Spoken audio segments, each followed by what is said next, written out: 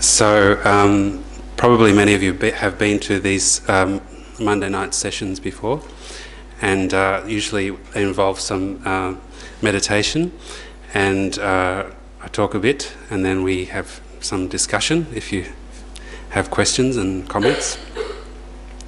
I encourage you to ask any questions and object to anything I say if you disagree with it, and we can have some good debates.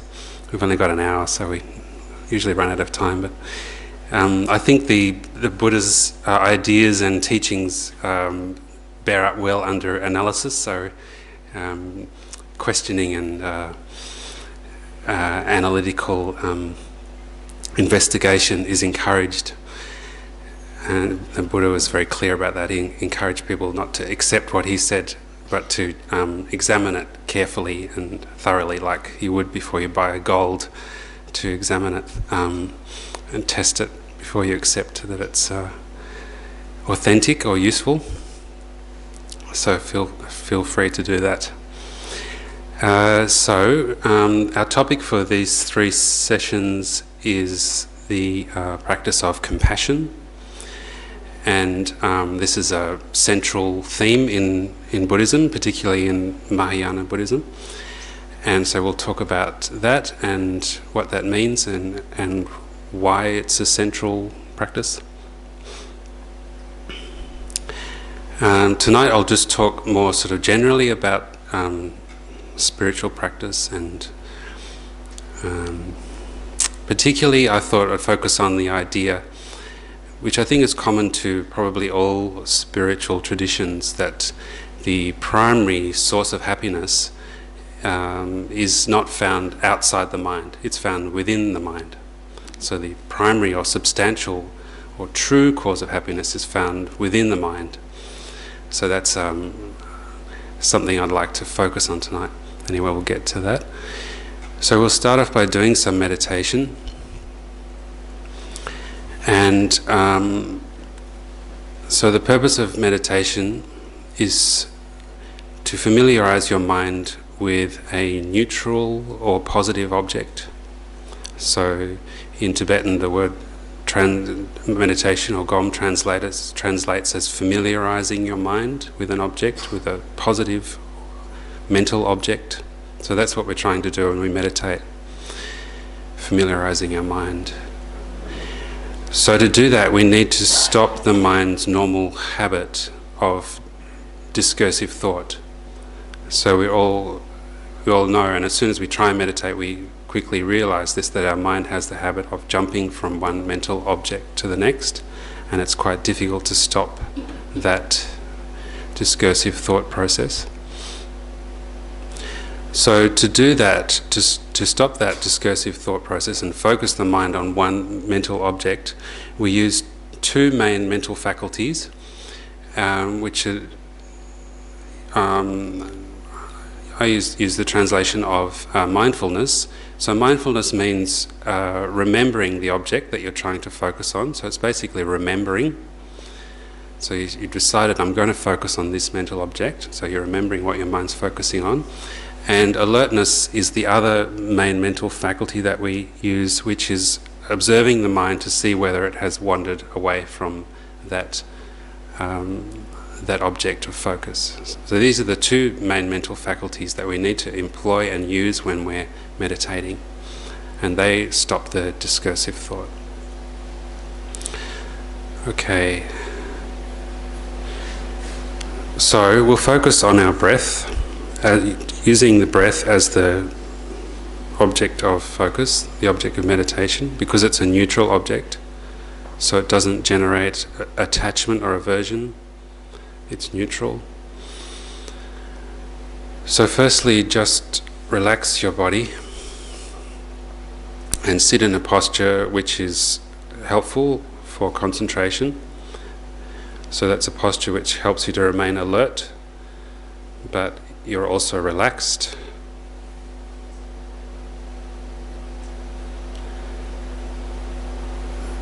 So developing concentration is finding a balance between being relaxed and also alert. So we're trying to avoid mental excitement and also sleepiness.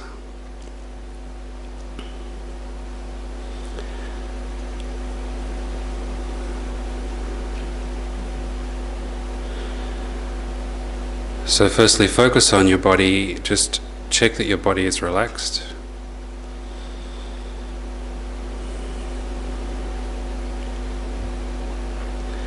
And then bring your attention to your breath and just observe your breath moving in and out.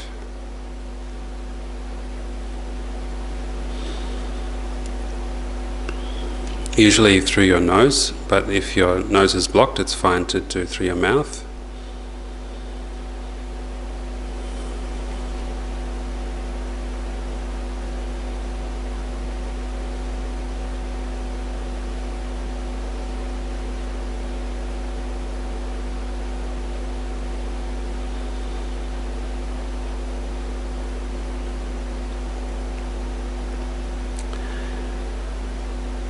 And it's also helpful to decide to stop thinking about the things that you've been preoccupied with during the day, all the things that are going on in your life at the moment. So just give yourself a break from thinking about those for a little while.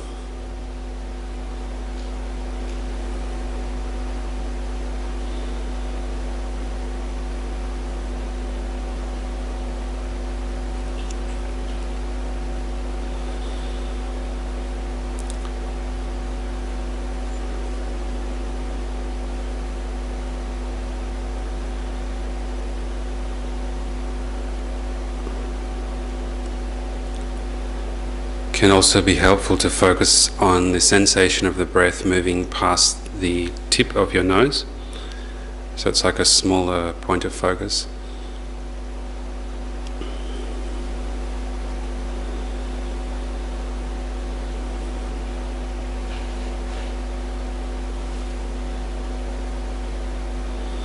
So you try to place your concentration there. It's like resting it there, but also using some degree of force, some degree of firmness to place it there, to stop it from wandering off.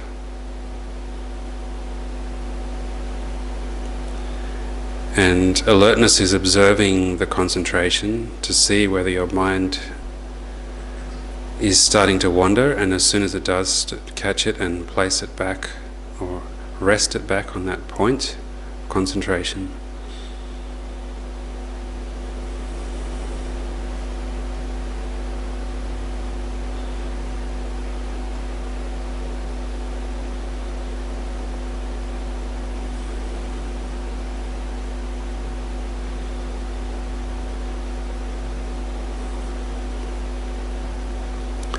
So now see if you can keep your mind on that point for the duration of 9 breaths.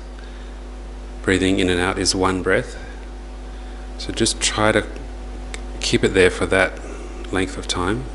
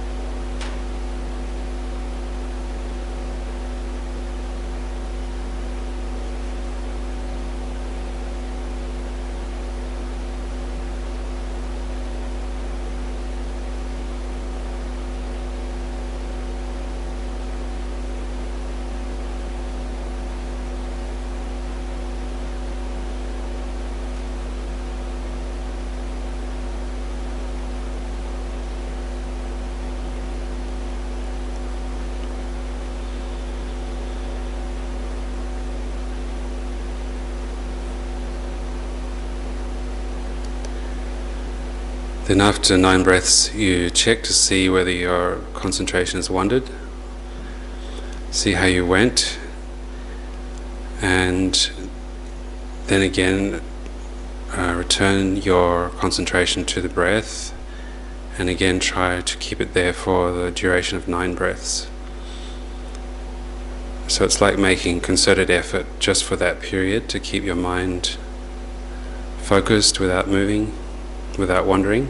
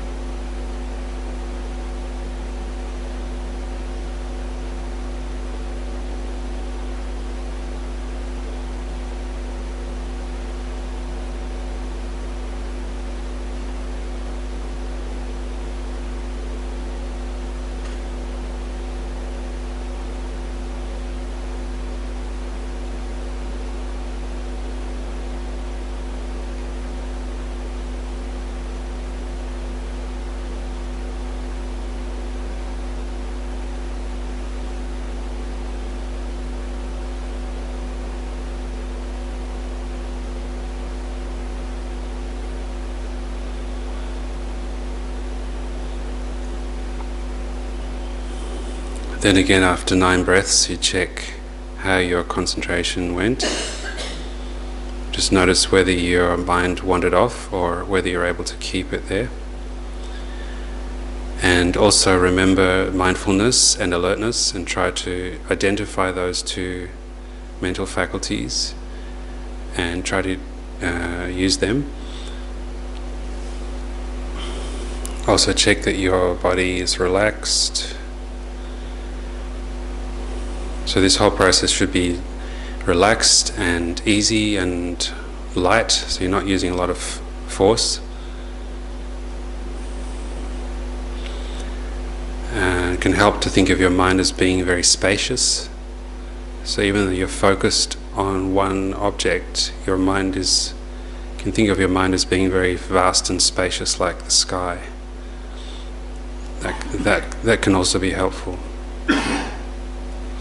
So again, try to place your mind for the duration of 9 breaths on the breath.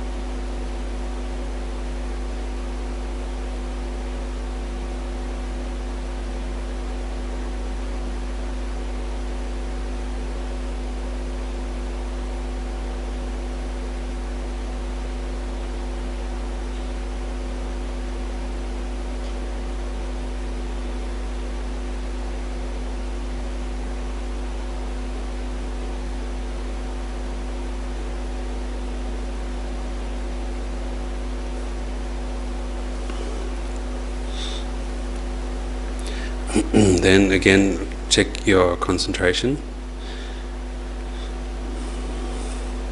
And now we'll change the meditation slightly into a visualization So visualize that. Visualize your breath is like a ribbon of, sometimes people say smoke or light, whatever you prefer. And you imagine that this ribbon of light is moving in and out. So some people find this an easier way of keeping their concentration. So I think it has to be something very light and transparent. So maybe like a light moving in and out, a ribbon of light. So you can be a bit creative and do it in a way that you feel comfortable with. So just imagine that moving in and out, and you're focusing on that, and see if that makes it easier to concentrate on that point. So again, do this for 9 breaths.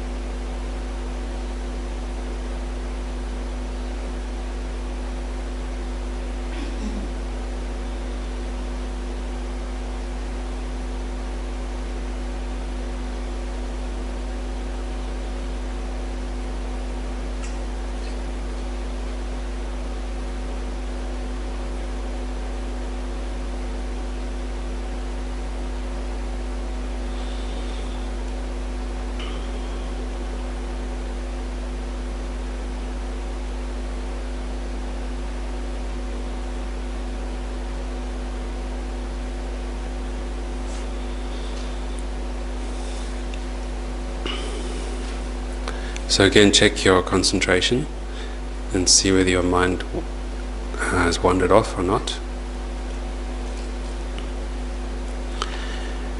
And then again, return to the breath. So you can either continue doing that visualization of the white light, or just the first one, which was just focusing on the breath, whichever works best for you.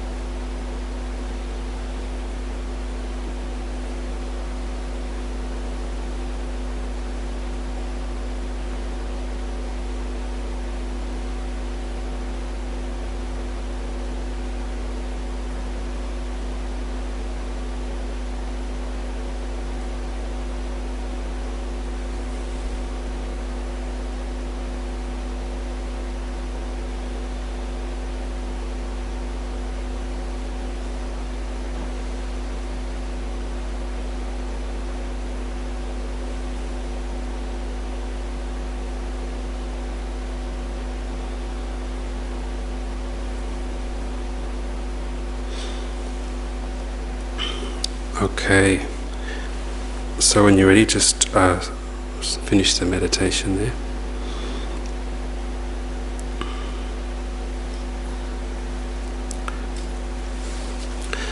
So that's called concentration meditation, and obviously the purpose of that is to train your mind in focusing on one object single-pointedly, and that's it's a useful tool for training your mind.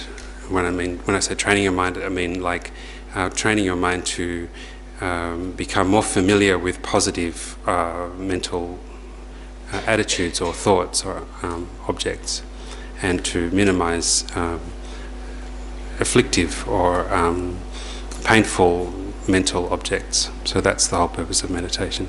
So you can see how having concentration is very helpful for that process.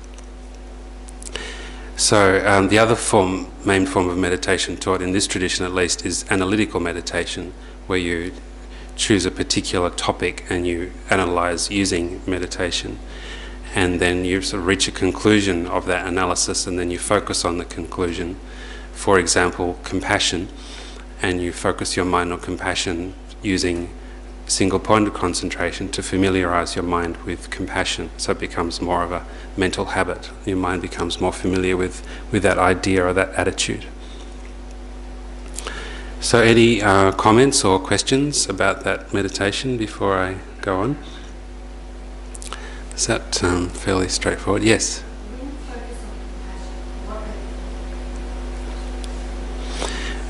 Yeah, good question. So it's important that we're very clear about what we're focusing on, for example, on the meditation of compassion.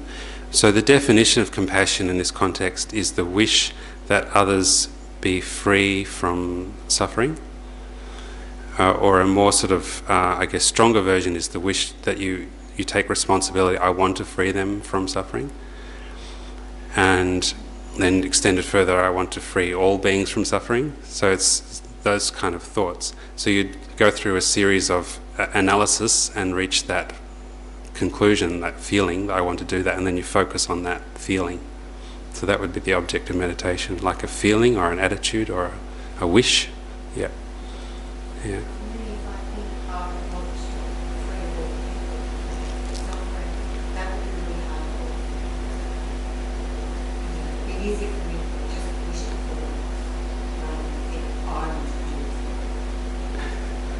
Yeah, so I think the idea is that you sort of do it in stages. So you can start with something easy, like someone you love or your pet, for example. I wish that my pet cat was free of the pain that she's suffering, or my child or somebody.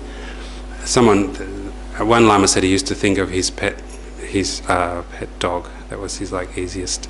You start with that, and then you can sort of extend from that, and then you eventually, including people that harm you. So that's like the aim, is to even have that feeling towards people who are harming you or who are trying to harm you. Yeah. Yep, that's the idea. Yes. Yeah. Yeah.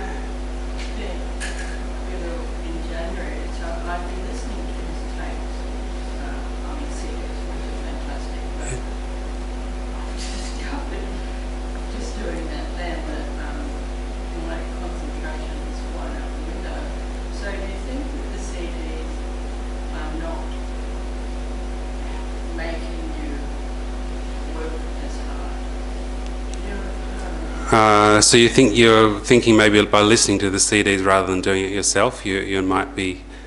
I'm not sure. I guess you could experiment and see. I think traditionally it's taught that you do it yourself, but maybe in the beginning you might find it helpful to have someone, like we've been doing tonight, have someone talking and keeping your mind focused. But then eventually you become familiar with that yourself, so you can do it by yourself. I think that's the idea.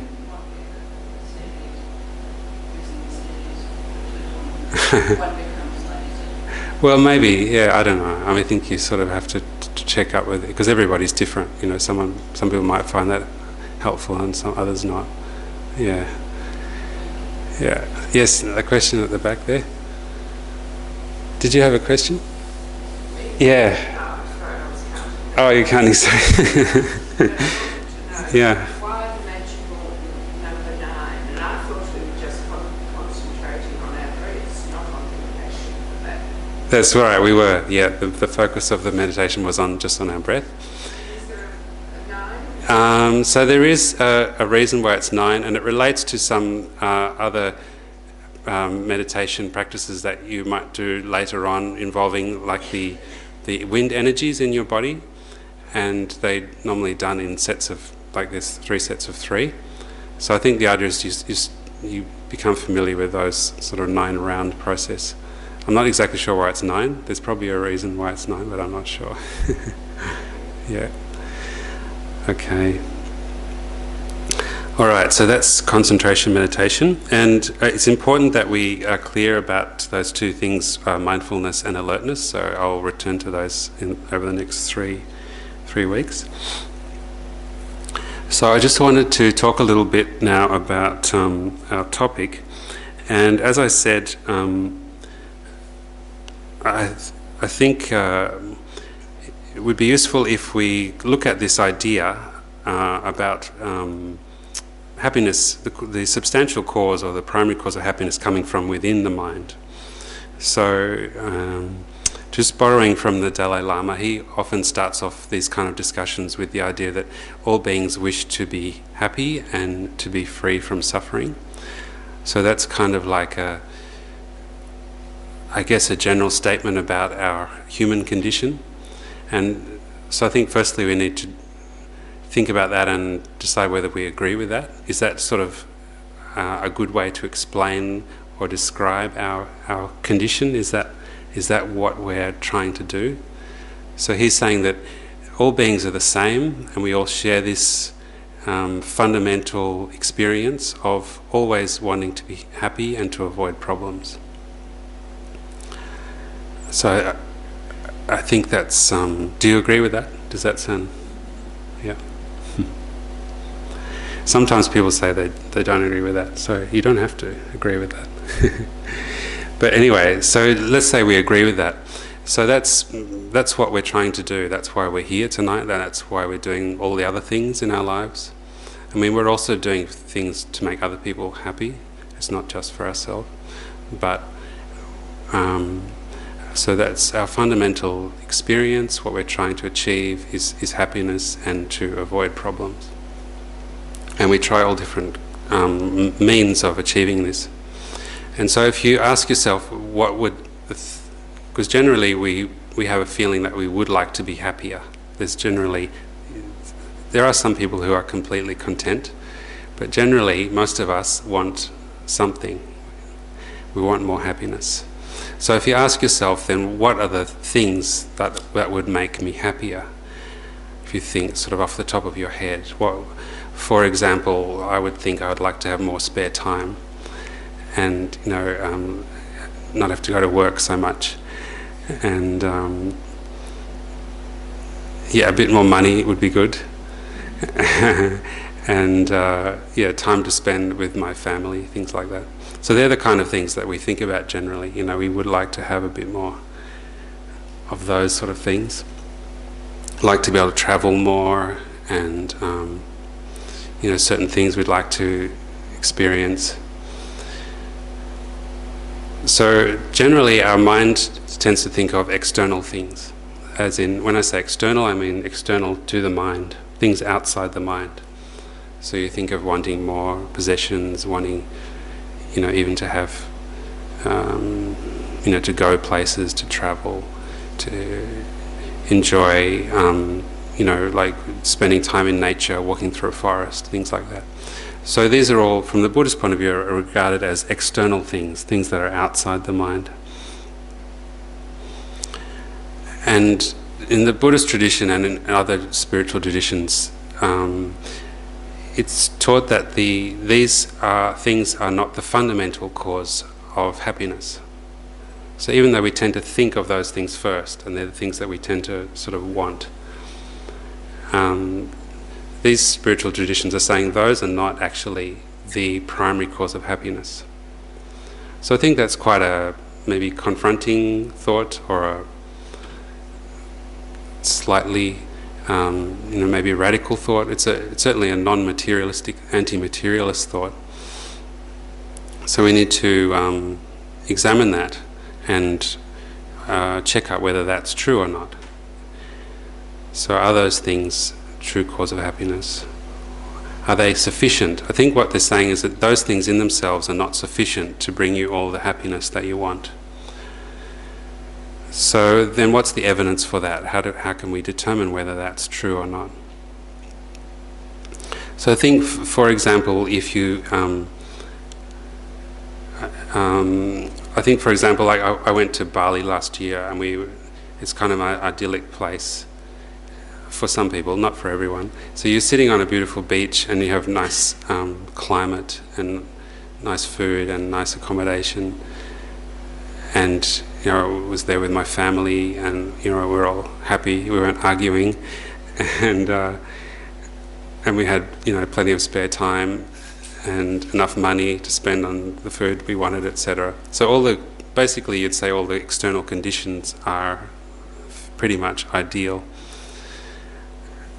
And then, so if you have those ideal external conditions, and those are the primary cause of happiness, then that means that your mind would necessarily be happy.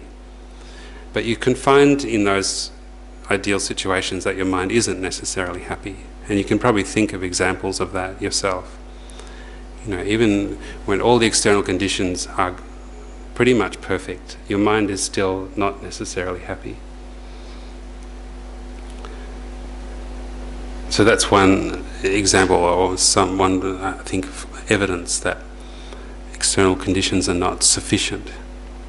So do you agree with that? Have you experienced that? That sort of, like you're kind of surprised that you're not happy, like you're thinking, I should be happy. Like everything's fine, there's really nothing wrong, but my mind is not particularly happy. There's something missing.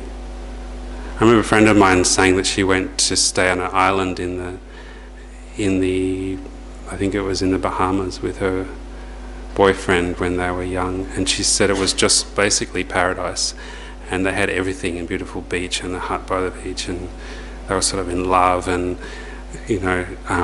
just everything was kind of perfect, and they thought they would stay there forever. But then she said, after a few months they just basically got really bored. And she said that her mind started to turn to mush. She said, I just couldn't really concentrate, and I just sort of wanted to sleep a lot. And she said, we were just sort of going troppo. And so you can see how that's another example. All the external conditions are all kind of perfect, but still not sufficient for happiness, complete happiness. Okay, so I think that's one example. Then also you can think of people, in the world, particularly, celebrities who seem to have everything. So they have a successful career, they've made lots of money, doing what they're doing, and they have, their beautiful appearance, health, beautiful partner, lots of money, fame, everyone in the world, millions of people think they're great, but still not necessarily happy, and you can see evidence of that. For example, people having problems with substance abuse, alcohol, and they don't seem to be able to stay with the same partner for very long. There's signs that their mind is not particularly happy. So I think that's again evidence that these external things are not sufficient. Do you agree? You don't have to agree. So, and I'm not criticizing them, I'm just making the case that these external things are not sufficient to bring, like we need more than just those things. So then I think another example of that is you meet some people, for example, I think serious or accomplished spiritual practitioners who have very little in terms of possessions. For example, Geshe Doga, the teacher here, he basically doesn't really own anything except his clothes. And he spends most of his time in his room, which I think for most of us would just drive us mad. But he said he's completely happy, because of his meditation. So I think that's, and you might meet other people who have, not much in terms of possessions, but are actually quite happy. So again, I think that's evidence that that there's no direct corresponding relationship between the external factors and the internal. And I think another example is you notice that your mind goes up and down a lot, perhaps. I remember thinking that when I was younger, like in my teenage years, that my emotions would sort of go up and down like a roller coaster for no apparent reason. And even though my external situation was pretty much the same from day to day, I was going to school or to work, but still emotions going up and down. So it's, again, I think that's evidence that the mind and what's happening outside of the mind is there's no direct corresponding relationship. Because if there were, if those external things were true cause of happiness, then every time you had them, whether it was your favourite person or your favourite walk in the forest or drive along the ocean road or whatever it is, your favourite thing that makes you happy, then it should make you happy every time if there's a direct relationship between that experience, that external factor, and the mind of happiness. So you can see there's not that direct corresponding relationship. So I think this is quite a simple idea in a way, but I think it's one of those ideas that we kind of accept that, it sounds kind of okay, but we don't sort of tend to live our lives that way. We're still always, I think, or part of our mind is always looking outside for the perfect thing, the perfect situation, a perfect person, partner, or house, or travel experience. We still sort of think that sort of perfect happiness is out there somewhere. Do you think? Do you agree with that? Yes. I'm wondering about when you're saying that there might not be a direct correlation when you don't have certain conditions and needs met by material circumstances, like you don't have shelter, you don't have Yeah. food, you don't have clothing, you have a stick like poking you in the foot or something. Yeah. I feel like removing those negative conditions or gaining that material security might really benefit your happiness. Yeah. Potentially not as much as internal things, but perhaps it is a bit correlated. Yeah, no, I agree, and I think that's a good point. I think because of our current situation, us as sort of ordinary humans, there's basic needs that we have. For example, food, and it'd be very difficult to be happy if you didn't have enough food, for example, or shelter if you're cold all the time. So I'm certainly not disagreeing with that. And so for that reason I would say, definitely the external factors are important for our happiness, and we can't ignore them. Sometimes people get very overly enthusiastic about spiritual practice and go off by themselves and try and live in the forest, like famous yogis, and quickly find that you just become miserable really quickly. Get lonely and sad. So yeah, definitely I think that's an important point. We definitely need those basic things, particularly for us as sort of unrealized beings. Maybe later on when we have realizations, then our mind of happiness is so powerful that we don't need. We don't mind if we're cold or hungry. It doesn't really bother us. That's, I think, what happens. Yeah. So certainly that's true. But my point, I think, is more that the external factors are not sufficient. So they're helpful to a point, and we do definitely feel happy. If you eat delicious food or you buy yourself something nice, new thing, you feel kind of happy about it for a while. So that you can't deny that. That's definitely true. But what I'm saying is it's not enough. Yeah. And I think this is kind of a blind spot in, I don't know, maybe you disagree, but I think in our culture it's kind of a blind spot.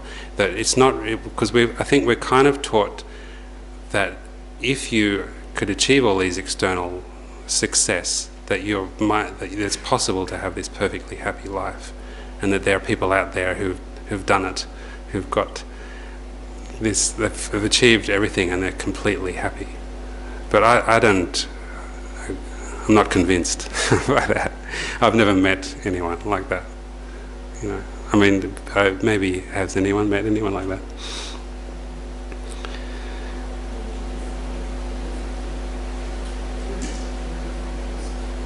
Yeah, that's a good point too, I think. How do you define that? So I would say it's coming from that individual. Like, if you meet a person who says, I'm completely happy, I don't require anything else, I'm completely content, my life's perfect, then I would call that, if they're being honest, then I would call that a completely content person, if they feel like that over a long period of time.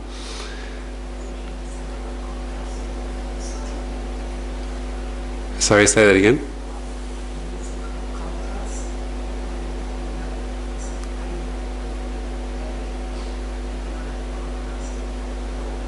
Yeah, right. So you're saying that how do you know if you're happy if you don't experience unhappiness? Is that what you're saying? Like, you need a contrast between difficult and variation. Yeah. Well, I think that's part of our human condition, is that. So in Buddhism, they have this. It's described as it's called the suffering of change. So one Lama says a perfect example is in Australia, people on a hot day, feeling really hot, they jump into the water and they feel fantastically relieved from the heat. And after swim around, having fun, after all you start to get a bit cold, so then you get out and lie on the sand. It's really nice, the sand feels so warm, beautiful, lying there on your towel, enjoying the sun.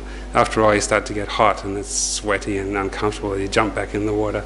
So this is a description of all of our pleasures are like that. So no matter what pleasure it is, if you experience it for long enough, it's going to become unpleasurable. So eating the most delicious food, being with the most beautiful person in the world, after a while you're going to become annoying. So yeah, so that's what in Buddhism is called part of samsara. So we have this situation where it's difficult to find happiness in external things, and that's also because they're changing. So you think of the most beautiful person, and in the beginning they appear so beautiful to your mind, and then after a while they start to change and they start to look a bit less beautiful or a bit more ordinary, and after a while it could become really annoying. So this is impermanence, and everything is like that. So, and it's the same with delicious food. You start to eat and it quickly becomes uncomfortable. Yeah. So again, that's an important idea. I think we need to check up in our own experience whether that's true. And it's not saying that you shouldn't have this kind of happiness, and it's fine to eat delicious food. There's no problem. It's just that you need to realize that those things are impermanent, they're changing, and that they're not a guaranteed source of happiness. They're not always going to make you happy. So you've got to be careful not to overestimate their importance. So attachment is overestimating their importance and thinking that they're a true, guaranteed, reliable source of happiness, and you have to have them to be happy, and you'll be miserable if you don't. Yes, sorry, question? That's one of objects where human beings and we attach ourselves to other human beings. Yeah. So what about that sort of attachment? Really emotional attachment and loss. So are you saying, are you asking whether attachment to other people is the same kind of problem? Yeah. So yeah, from a Buddhist point of view, people are external to the mind. So they're not a true source of happiness. So we have to check up, is that the case? I mean, can you find someone who is going to make you happy all the time? I mean, do you know anyone who's found that person? And the more time you spend with them, the happier you feel. And so I think that's not our experience, is it? People make us happy sometimes, and other times that very same person can be a real source of pain. So again, that's because that person is impermanent, and the way they appear to your mind is impermanent, and because they're external to the mind. So the Buddhist argument is, because happiness is a mental phenomena, then the causes have to be mental. So again, that's something we need to check up. So the argument is that because these things are external to the mind, there's always a gap between them and the mind. Yeah. Just wondering on that duality idea, say you did manage to cultivate, internal driven sense of happiness that lasted like the whole time. Yeah. Would you not also need then an experience of suffering to be able to recognise that is there the whole time? Like, you sort of said that if there's that duality of external things, but is that also there internally as well? Like, if I was internally cultivate this happiness, but I go along being happy the whole time, and I suddenly not recognise this happiness anymore, so and this sadness internally to Yeah. So I think the Buddhist view would be that you don't have to have suffering in order to be happy. Like, you can experience sort of unconditional happiness. So like nirvana is the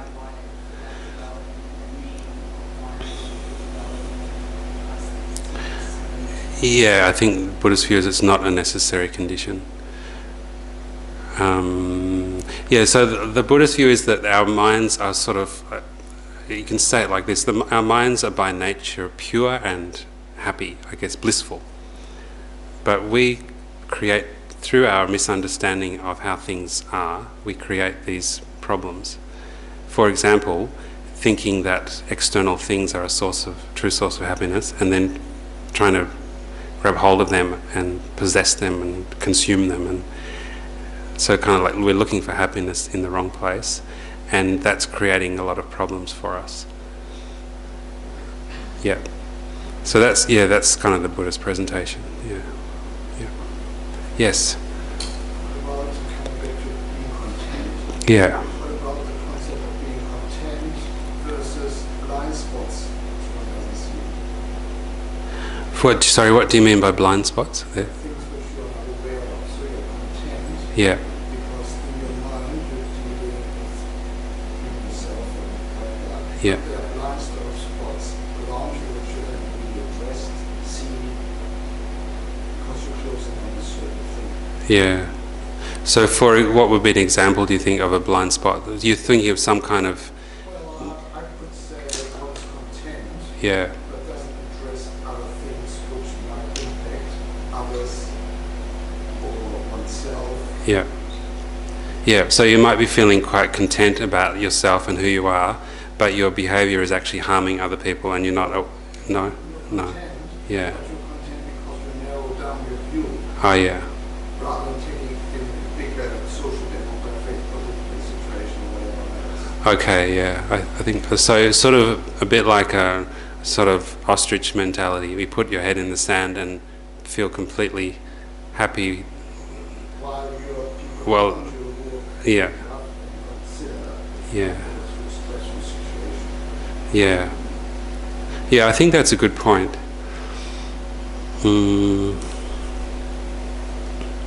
So the Buddhist view is that wisdom is the main primary sort of, wisdom and compassion are the main source of happiness. And so ignoring things is like the opposite of wisdom.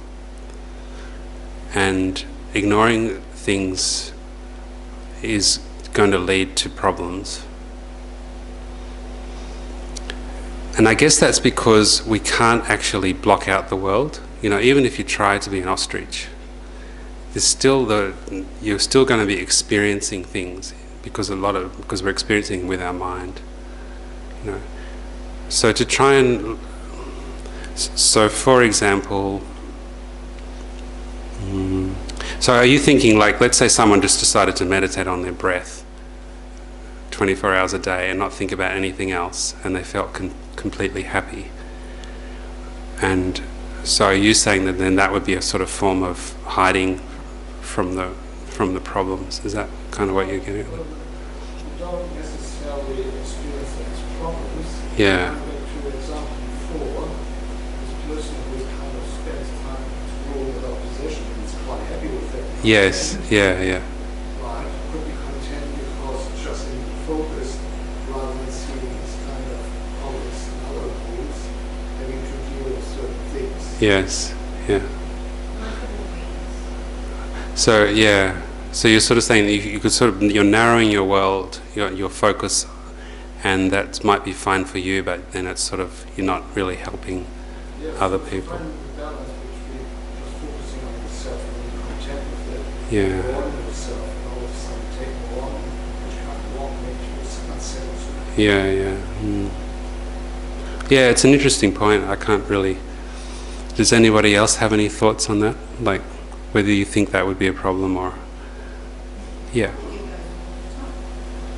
And do you think it's a problem? I mean... But it is... Let's say you're happy and you're content, but you're oblivious. Is that okay or not? Yes.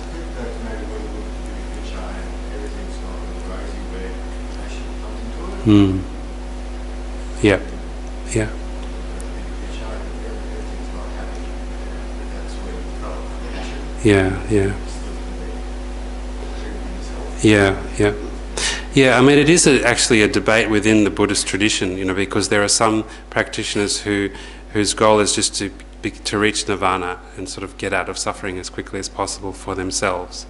And there's other practitioners who say, oh, that's not enough, because everybody else is suffering, and so you can't just get out yourself. You've got to actually help others to get out too. And so they're saying that's a selfish. So it's an interesting debate.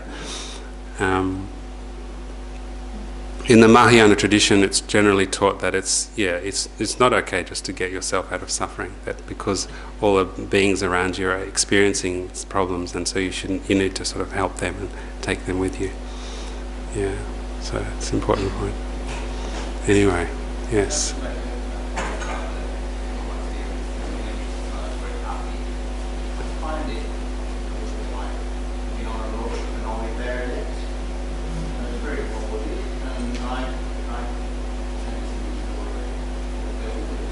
Yeah.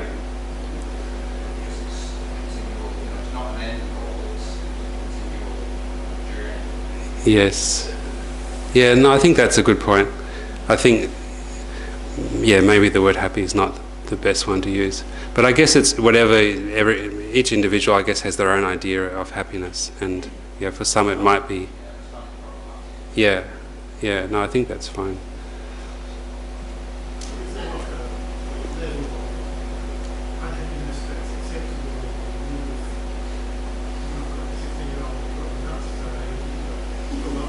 Yeah, well, that's another definition of happiness. So you might enjoy having sort of a chaotic life, and I think, when you have kids, you sort of do have a chaotic life. There's no avoiding that. But that can be what you want. That's fun, So I guess, again, everyone has their own idea. For other people, they probably might not like that at all, So, and some people are like pushing themselves really hard, physically, and doing, grueling things, and that's happiness for them. Other people like just, relaxing and...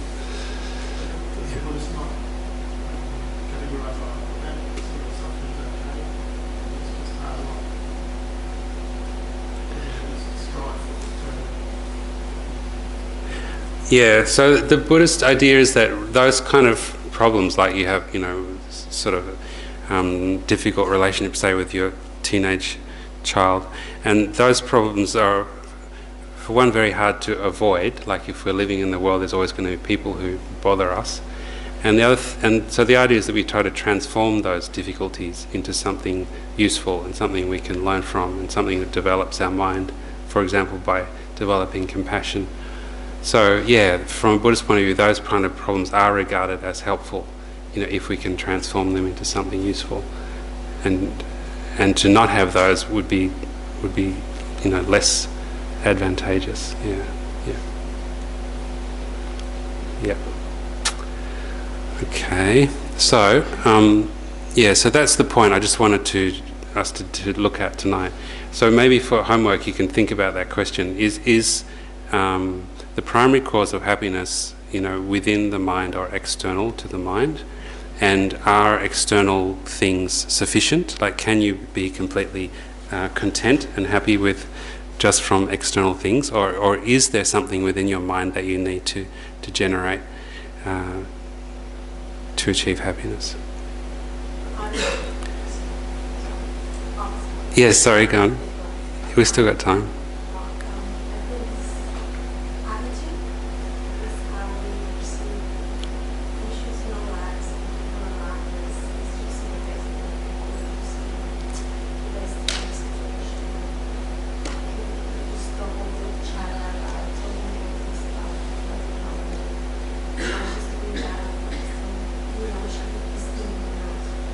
Yep.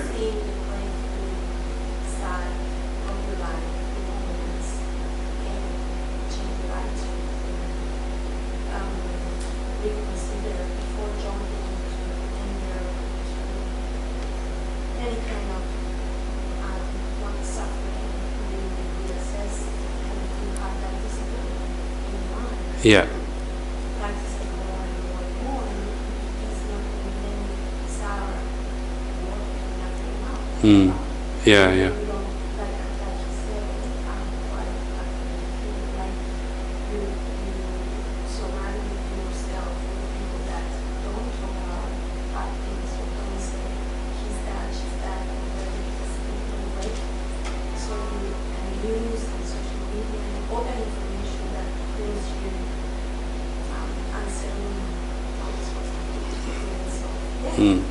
Yeah, no, I think that's, like you said, that's similar to what he's saying.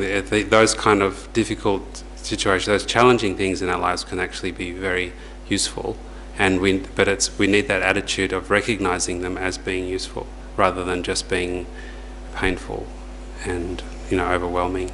So I think that's a practice of wisdom. So you need to look at each challenge that arises and recognize, how can I learn or benefit from this challenging situation, rather than just sort of getting overwhelmed by it and feeling upset or angry and retaliating, etc. So that's, in Buddhism, that's called the practice of transforming problems, or it's also part of the practice of patience. We're using difficult situations to develop your mind of patience, making your mind stronger. Yeah. Okay, thank you. Good discussion. So please feel free to stay and have tea and cake, and see you next Monday, maybe. Thanks.